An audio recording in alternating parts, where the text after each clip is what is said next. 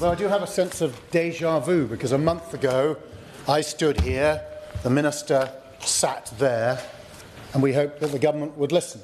Well, it didn't listen. I suppose, though, we should try to be optimistic, Dr Murison.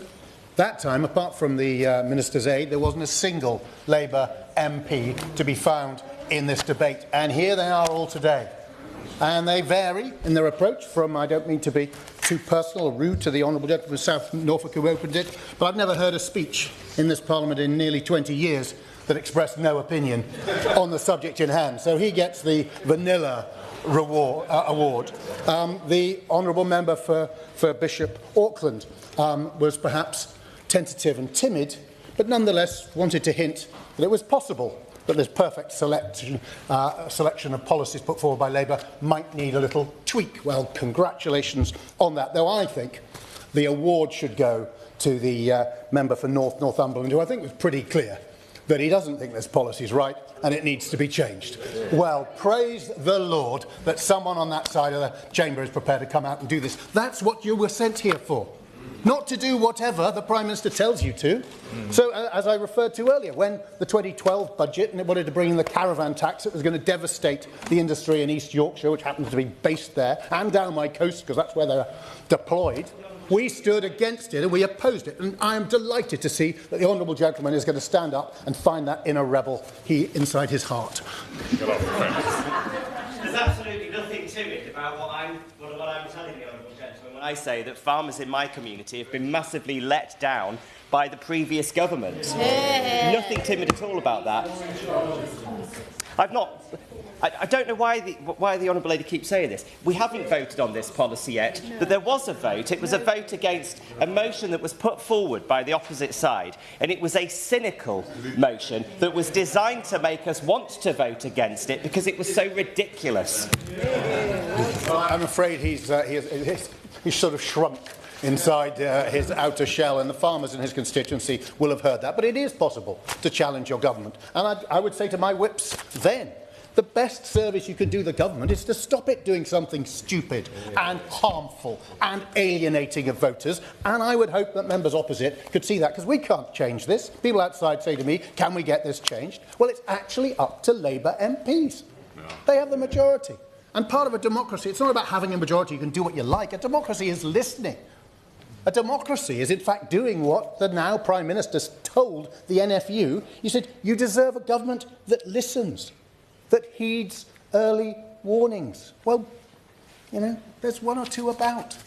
Listen, change. And if the government changes, 4 years on, no one will remember the U-turn. Whatever the civil servants tell you, they're always very keen you stick with a policy. If it's wrong, stop doing it. And this is wrong. And perhaps if in the minute and 20 seconds I have left, Dr Murison, I just say, why is it so wrong? And we've touched on the various elements, but I'm not sure we've pulled it all together. We have a really peculiar group of business people in this country. They're called farmers. They take a return on capital, so the millions they have invested in this thing, they take a return on that, typically less than 1%. There's nobody that I'm aware of, no business I was ever involved in, would remotely consider continuing in an industry that paid less than 1%. So they take a pittance and they get up at 4 in the morning for the privilege. And they look after the animals. It doesn't matter if they're ill. They can't carry their employment rights. They go, I'm not well, I shouldn't have to go out, because the cows don't care. They have to go out, they have to look after them, and then they get less than 1% return.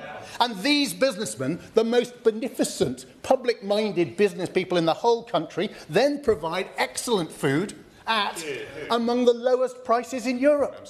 So if ever there was a business you wouldn't want to go and mess with, it's these. I shouldn't say it, I'll make enemies of them. I give way to the Honourable Gentleman. I just want to thank the Honourable Member for his scoring system. But could I ask the Honourable Member if he could confirm if he was part of the last government that failed to get £300 million of subsidy to farmers out the door in the last government?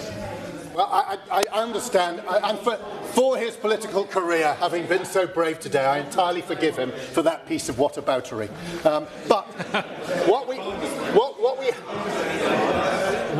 we we have is this. It's to understand how remarkable it is. There is this whole group of business people who take practically nothing from their business, work all the hours God gives, and provide us with among the finest food in the world at among the lowest prices in Europe.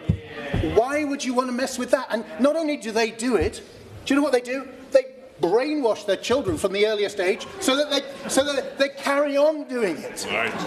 I mean, these people are in indentured service to the nation, providing food while making very little profit. And they do it willingly. In fact, they love it. It's their life. And to go and mess with them out of some socialist stupid spite is ridiculous, absurd, and the members opposite know that. The member for Northumberland certainly does, and he should lead his colleagues to tell the Chancellor, change course, just as we did in 2012 when George Osborne got it wrong. Right. Yeah.